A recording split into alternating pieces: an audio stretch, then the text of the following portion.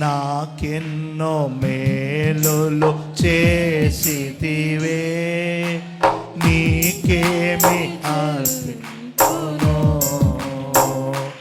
దేవా, నీకేమి నాకెన్నో మేలులు చేసితివే, నీకేమి చెల్లింతును దేవా, నీకేమి అర్పింతును. నాకెన్నో మేలులు చేసితివే, నీకేమి చెల్లింతును దేవా, నీకేమి అర్పింతును. హల్లెలూయా యేసునాథా, కృతజ్ఞత స్తుతులివే. హల్లెలూయా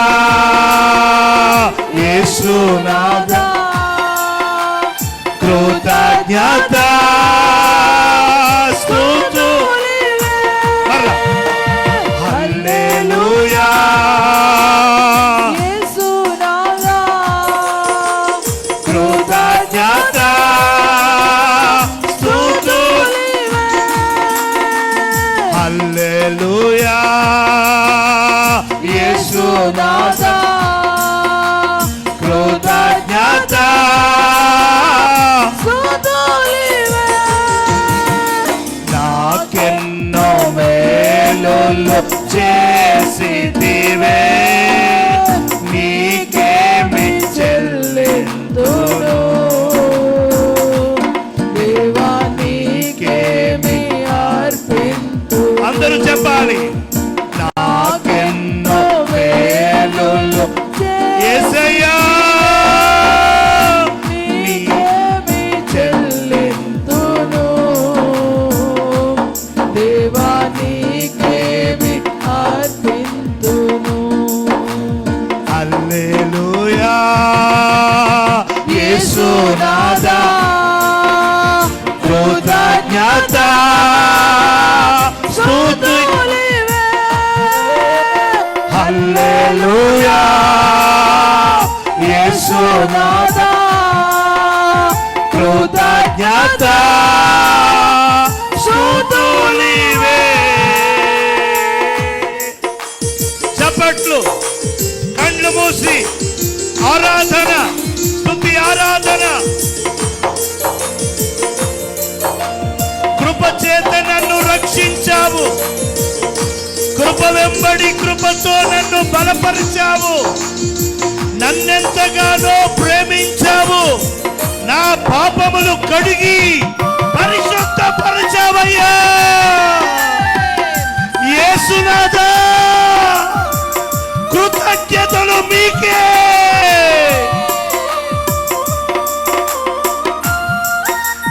ఆరాధన, వర్షిప్, స్తుతి ఆరాధన.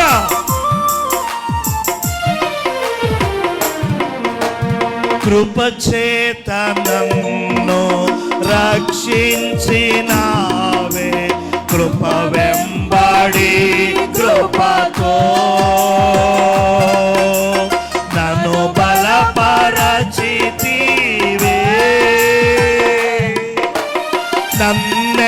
నన్నెంతగానో ప్రేమించినావే, నా పాపమును కడిగి పరిశుద్ధ పరచితివే. స్తోత్రము నాన్న.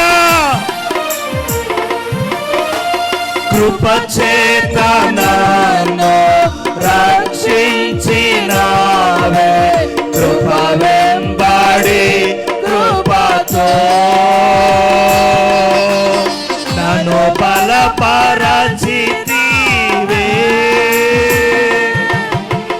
నన్నెంతగానో ప్రేమించినావే, నా పాపములు కడిగి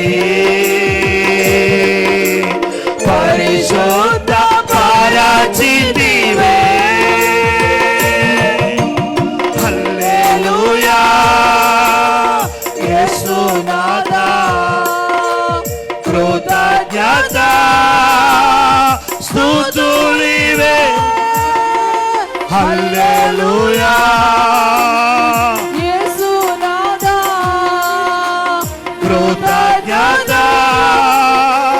స్తుతులివే మళ్ళా హల్లెలూయా యేసునాథా కృతజ్ఞత స్తుతులివే హల్లెలూయా యేసునాథా కృతజ్ఞత స్తుతులివే నాకెన్నో మేలులు చేసితివే నీకేమి చెల్లింతును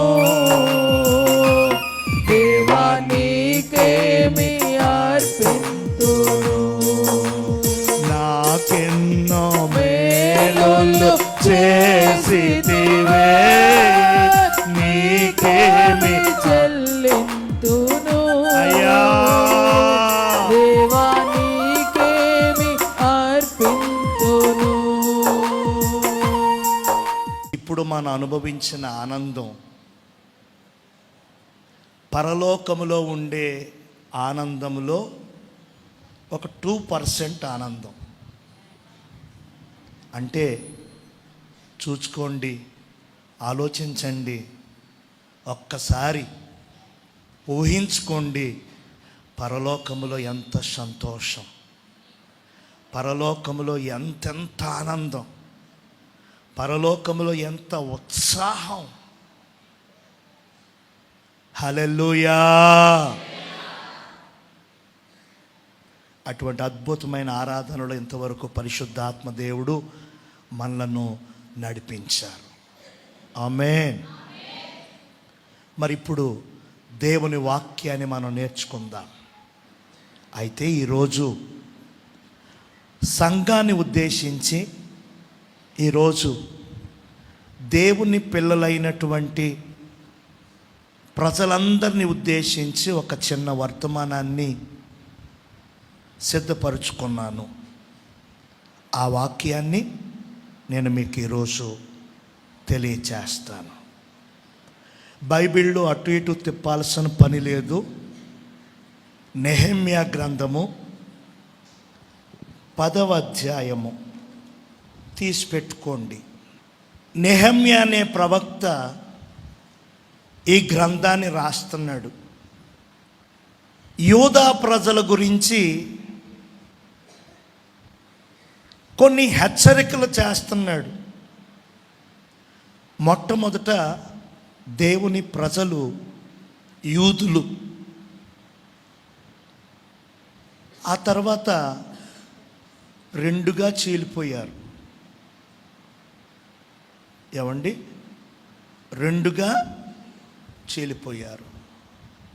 ఒక ప్రజ యూదులు, మరొక ప్రజ ఇశ్రాయేలీలు. అయితే ఇశ్రాయేలీలు వర్ధిల్లుతా ఉన్నారు.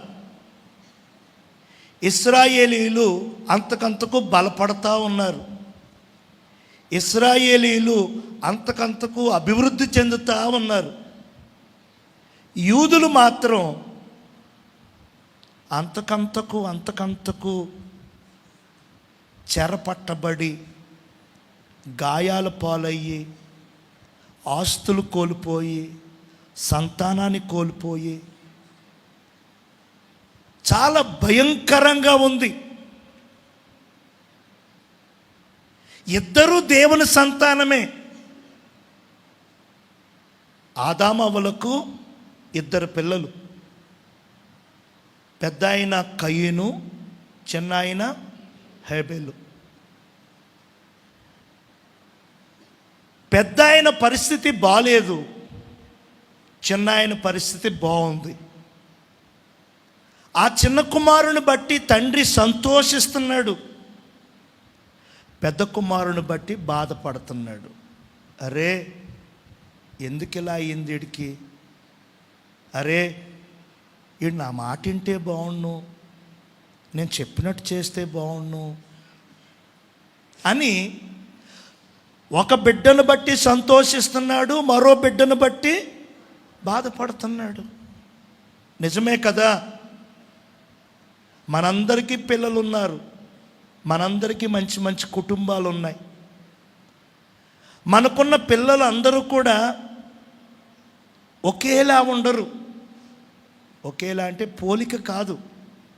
చదువులో ఒకరు బెస్ట్గా ఉండొచ్చు, కొందరు ఆటపాటల్లో బెస్ట్గా ఉండొచ్చు, కొందరు ఆత్మీయతలో బెస్ట్గా ఉండొచ్చు, కొందరు ఇంకోటి. కాబట్టి బాగున్న వారిని బట్టి తండ్రిగా తల్లిగా సంతోషిస్తాం, బాలేని వారిని బట్టి బాధపడతా ఉంటాం. అరే, వీడి జీవితం కూడా చక్కబడితే, వీడి బ్రతుకు కూడా బాగుపడితే, వీడు కూడా మంచిగా ఉంటే నాకు అదే చాలు అని ప్రతి తల్లి తండ్రి కోరుకుంటారు. అదేవిధంగా పరలోకములో మనకొక తండ్రి ఉన్నాడు. మనందరికీ తండ్రి ఒక్కడే. మనలందరినీ పుట్టించింది ఆయనే. మనందరము ఆయన పోలిక. ఆ తండ్రి కూడా బాధపడుతున్నాడు. ఒక జనాంగం హెచ్చించబడుతుంది, ఒక జనాంగమేమో అంతకంతకు బాధింపబడుతూ, కొట్టబడుతూ, చెరపట్టబడుతూ, నలిగిపోతూ ఉన్నది. ఆ తండ్రి అయిన దేవుని ఆత్మ ప్రవక్త అయినటువంటి నెహెమ్యాలోకి వచ్చారు. పరిశుద్ధాత్మ దేవుడు నెహెమ్యాలోనికి వచ్చి పాడైపోతున్న, చెరపట్టబడిన, ఇళ్ళు పాడయ్యి, పొలాలు పాడయ్యి, ఆస్తులు పోయి, భయంతో ప్రాణాలు అరచేతుల్లో పెట్టుకుని పరిగెడుతున్న ఆ యోధా వారితో పరిశుద్ధాత్మ దేవుడు మాట్లాడుతూ ఉన్నాడు. ఈ మధ్యాహ్నమందు కూడా ఆ ఆత్మదేవుడు నాతోనూ మీ అందరితో కూడా మాట్లాడాలని ఆశతో ఉన్నాడు. దేవునికి స్తోత్రం. మీలో కొందరు బాగున్నారు, కొందరు బాలేదు. మీలో కొందరు దేవుణ్ణి, తండ్రిని సంతోష పెడుతున్నారు, కొందరు బాధ పెడుతున్నారు. మిమ్మును బట్టి తండ్రికి మహిమ కలుగుతుంది, కొంతమందిని బట్టి దేవునికి అవమానం కలుగుతుంది. హల్లెలూయా. కాబట్టి ఆయనకు అవమానం కలగకుండా, ఆయనకి దుఃఖం రాకుండా, ఆయనకి సంతోషము, కీర్తి, ఖ్యాతి, ఆయనకి మహదానందము మన వలన రావాలని కోరుకుంటున్నాడు పరలోకపు తండ్రి. ఆమేన్. మరి ఆయన కోరుకున్న విధంగా మన ద్వారా ఆయనకు మహిమ, మన ద్వారా ఆయనకు ఘనత, మన ద్వారా ఆయనకు కీర్తి ప్రతిష్టలు, మన ద్వారా ఆయనకి సంతోషము రావాలి అని అంటే మనం ఆయన మాట వినాలి.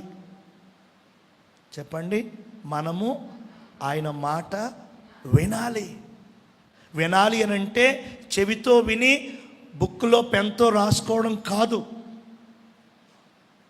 ఏవండి, వినటం అంటే దేవుడు తన దాసుల్లో ఉండి, దాసురాల్లో ఉండి, టీవీలో వచ్చుచున్న, యూట్యూబ్లో వచ్చుచున్న ఆ దైవ జనులలో ఉండి నీతో మాట్లాడిన ప్రతి మాటను కూడా నీ గుండెల్లో భద్రపరుచుకొని దాని ప్రకారంగా నడవడమే. ఈరోజు మనం వర్ధిల్లాలి, మనం అంతకంతకు అభివృద్ధి చెందాలి, దేవునికి సంతోషము తీసుకురావాలి అని పరిశుద్ధాత్మ దేవుడు కోరుకుంటూ ఈ సందేశాన్ని మనకిస్తూ ఉన్నాడు. హల్లెలూయా. ఈ వర్ధిల్లుట అనే మాట అందరికీ ఇష్టమే. ఆశీర్వాదము అనే మాట బహు ఇష్టం. ఆశీర్వాదం అంటే చాలు పడి పడి పడి. దేవునికి స్తోత్రం. నేను ఒక కామెంట్ చూశాను. 2 ద్వారాలు ఉన్నాయి. 2 ద్వారాల దగ్గర కూడా 2 పాస్టర్లు ఉన్నారు. ఒక పాస్టర్ గారు, నీకు నిత్య జీవము కావాలా అని అడుగుతున్నట్టుగా కొటేషన్ రాస్తుంది. ఆ ద్వారం దగ్గర పాస్టర్ గారి దగ్గర ఒక్కరూ లేరు. ఇంకో పాస్టర్ గారి దగ్గర నీకు ఆశీర్వాదం కావాలా అని ఉంది. అక్కడ ఎంత క్యూ ఉందో. నిజమే. ఏమండి, ఆశీర్వాదం అంటే ఇష్టం, మక్కువ. అభివృద్ధి అంటే మనందరికీ మహా ఇష్టం. అయితే మనలను అభివృద్ధి పరచాలనే దేవుడు కోరుకుంటున్నాడు. మనలను ఆశీర్వదించాలనే కోరుకుంటున్నాడు ఆయన. దేవునికి స్తోత్రం. ఆశీర్వాదం కోసమే మనల్ని పిలిచారు. ఒకసారి చూడండి, పేతురు రాసిన మొదటి పత్రిక. వర్తమానములది మాట కాదు కానీ ఒక్కసారి చూపించాలని ప్రేరణ. పేతురు రాసిన మొదటి పత్రిక 3వ అధ్యాయము 9. రైట్. ఆశీర్వాదమునకు వారసులవుటకు. రైట్, చాలండి. చెప్పండి, ఏమంటున్నారు? ఆశీర్వాదానికి మీరు వారసులు. మనం వారసులం. దేనికి? ఎవరికి? ఆశీర్వాదమునకు. మందే ఆశీర్వాదం. మనం దాటి ఎక్కడికి వెళ్దాం. మనం ఆశీర్వాదం కోసమే పిలవబడ్డాం. ఆశీర్వాదము కోసమే మనము నియమించబడ్డాం. ఎటువంటి సందేహము లేదు. కాబట్టి ఆశీర్వాదం ఎవరైనా ఇస్తారు, దీవెన ఎవరైనా ఇస్తారు, అక్కడేదో జరుగుతుంది, ఇక్కడేదో జరుగుతుంది అని అటు ఇటు దిక్కులు చూసే పని మానేయండి. మీరున్న చోటే ఆశీర్వాదం. మీరు ఎక్కడికి వెళ్తే ఆశీర్వాదం. ఎక్కడ ఉంటే అక్కడే ఆశీర్వాదం. ఎందుకనంటే ఆశీర్వాదానికి వారసులు మీరు. నేను ఆశీర్వాదానికి వారసుడను. దేవునికి స్తోత్రం. మనలను ఆశీర్వదించడానికే దేవుడు పిలిచాడు. మనలను దీవించుట కోసమే దేవుడు ఏర్పరుచుకున్నాడు. హల్లెలూయా. అయితే ఆశీర్వాదం అనుభవిస్తున్నామా? దీవెన పొందుచున్నామా? మనము మన కుటుంబాలు వర్ధిల్లుతున్నాయా అనేది ఈ 2025 సంవత్సరం మొదటి వారం, మొదటి ఉపవాస శుక్రవారపు ఆరాధనలో మనం తేల్చుకోవాలి. దేవునికి స్తోత్రం. ఖచ్చితంగా నీవు ఆశీర్వాదం పొందుకోవాలి. ఆశీర్వాదం పొందుకోకుండా ఎక్కడేసిన గొంగలు అక్కడన్నట్టుగా ఉండకూడదు. ఖచ్చితంగా నీలో ఫలాలు, ఆ ఆశీర్వాద ఫలాలు ఖచ్చితంగా కనపడాలి. ఏమండి, ఇక్కడ నెహెమ్యా ప్రవక్త యోధా ప్రజలతో మాట్లాడుతున్నాడు. అయ్యలారా, మీరు దీవించబడాలి, ఆశీర్వదించబడాలి, మీ కుటుంబాలు, మీ పరిస్థితులన్నీ కూడా వర్ధిల్లాలి అని అంటే, ఇదిగో పెద్దవానిగా నేను చెప్తున్నాను, నా మాట వినండి. నా మాట విని ఒక తీర్మానం చేసుకోండి. ఒక తీర్మానం ఇప్పుడే చేసుకోండి. రేపు చేద్దాం, నెలాఖరున చేద్దాం, గుడ్ ఫ్రైడే రోజున చేద్దాం, స్తుతి ఆరాధన పండుగలకు చేద్దాం అని వాయిదా వేయొద్దు. ఈరోజే నా మాటలు విని ఒక తీర్మానం తీసుకోండి. మీరు తీర్మానం తీసుకుంటే గనక ఈరోజే స్టార్ట్ అవుతుంది ఆశీర్వాదం. దానిని ఎవ్వరూ అడ్డగించలేరు. భౌతికంగానేమి, ఆధ్యాత్మికంగానేమి నీ ఆశీర్వాదాన్ని ఎవ్వరూ ఆపలేరు. ఏంటి ఆ మాటలు అని అంటే, ఎన్నో మాటలు కాదు, 5 మాటలు. 5 మాటలు. నిజంగా నెహెమ్యా ప్రవక్త చెప్పిన మాటలకు వారు తల వంచారండి, తీర్మానం తీసుకున్నారండి, కన్నీళ్లతో వేడుకున్నారండి. వారి చరిత్ర మారిపోయింది. దేవునికి స్తోత్రం. అప్పుడు మారిన చరిత్రే ఎప్పటికీ కొనసాగుతుంది. ఏదో తెలుసా? ఇజ్రాయేలు దేశం. దేవునికి స్తోత్రం. ఏమండి, ఇజ్రాయేలు దేశాన్ని లేకుండా, యూదులను బ్రతకనివ్వకుండా ఇప్పటికీ 40-50 దేశాలు ప్రతిరోజు కాలు దిగుతున్నాయి. సరిగ్గా 90 లక్షల ప్రజలు ఉన్నటువంటి ఇజ్రాయేలు దేశాన్ని 100 కోట్లు ఉన్నటువంటి జనాభా కలిగిన రష్యా కూడా ఏం చేయలేకపోతుంది.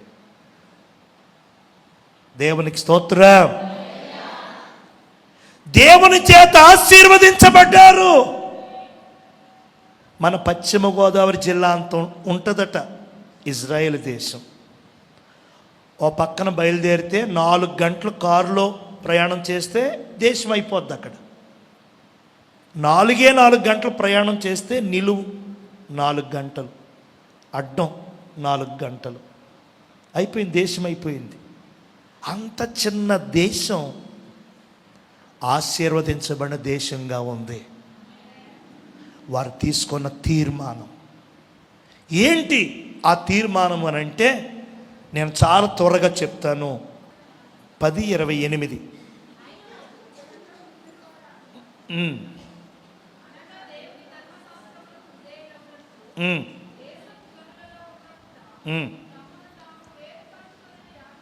చాలు తల్లి, గట్టిగా స్తోత్రం చెప్పండి. నెహెమ్యా చెప్పిన మొదటి మాట ఏంటంటే, యూదావారులారా, మీరు ఒక తీర్మానం చేసుకోండి ఈరోజు. ఏంటో ఆ తీర్మానము అని అంటే, ధర్మశాస్త్రాన్ని మేము అనుసరిస్తాము, ధర్మశాస్త్రాన్ని మేము పాటిస్తాము, ధర్మశాస్త్రాన్ని మేము గైకొంటాము. ధర్మశాస్త్రము అనగా పరిశుద్ధ గ్రంథం బైబిల్. ఈ బైబిల్ని దేవుడే వ్రాయించాడు, దేవుని ఆత్మే వ్రాసాడు. ప్రపంచములో 100 భాషల్లో, ఇంచుమించు ప్రపంచంలో 2250 భాషలుంటే 1980 భాషల్లో బైబిల్ ఉంది. దాని తర్వాత ఏ గ్రంథం ఉంది అని మనం జస్ట్ వాకప్ చేసుకుంటే 60 భాషల్లో ఖురాన్ ఉంది. 1980 భాషల్లో బైబిల్, 62, 63, 68, ఇంచుమించు 70 లోపు సెకండ్ లైన్లో ఖురాన్. ఇంకా చాలా మత గ్రంథాలు ఉన్నాయి, దానికంటే తక్కువ భాషలు. గ్రంథరాజ్యము అంటే గ్రంథాలన్నిటిలోనూ ఇది రాజగ్రంథం. దీన్ని వ్రాయించింది దేవుడే. ఆది కాండము నుంచి ప్రకటన గ్రంథం వరకు ప్రతి అధ్యాయం, ప్రతి పుస్తకం, ప్రతి వచనం దేవుడు మాట్లాడింది, దేవుడు వ్రాయించింది.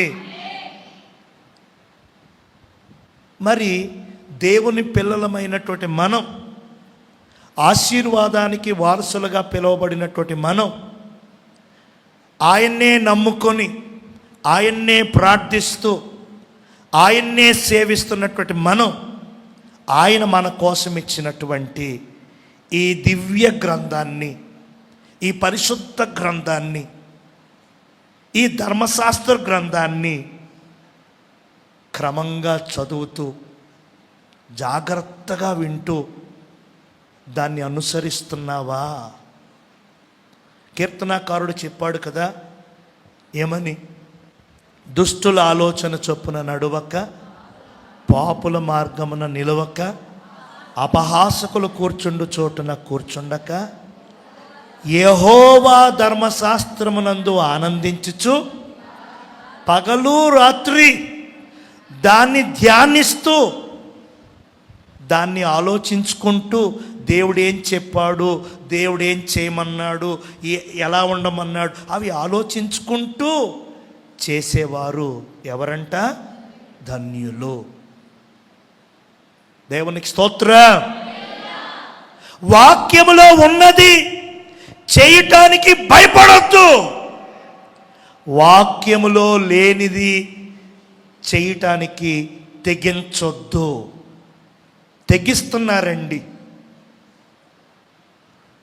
తెగిస్తున్నారు. బైబిల్లో లేనివి, ధర్మశాస్త్రంలో లేనివి, దేవుడు చెప్పనివి చేయడానికి తెగిస్తున్నారండి. హల్లెలూయా. అందుచేతనే ఆశీర్వాదం దూరం అయిపోతుంది. వారి కుటుంబాలు, గృహాలు వర్ధిల్లలేకపోతున్నాయి. ఆస్తులు సంపాదిస్తే సంపాదించుగాక, ఎకరాలు, కోట్లు, లక్షలు ఉంటే ఉండుగాక. ఏమండి, ఆశీర్వాదం అంటే ఆస్తులు కాదండి. దేవునికి స్తోత్రం. ఆస్తులున్నా సరే మనశ్శాంతి లేక, అంతస్తులు, ఎకరాలు, కోట్ల రూపాయలు ఉన్నా సరే నెమ్మది లేక సతమతమవుతున్న ప్రజలు ఎందరో. కనుక ఈ మధ్యాహ్నం నేను ప్రేమతో తెలియచేస్తున్నాను, యెహోవా ధర్మశాస్త్రమును మనము అనుసరించాలి. మనం దేవుని బిడ్డలం. ఏమండి, దేవుడు మనకొక గ్రంథాన్ని ఇచ్చారు. ఆ గ్రంథాన్ని చదవాలి, ఆ గ్రంథాన్ని వినాలి, ఆ గ్రంథాన్ని పాటించాలి. ఖచ్చితంగా నీవు ఆశీర్వాదాన్ని పొందుకుంటావు. హల్లెలూయా.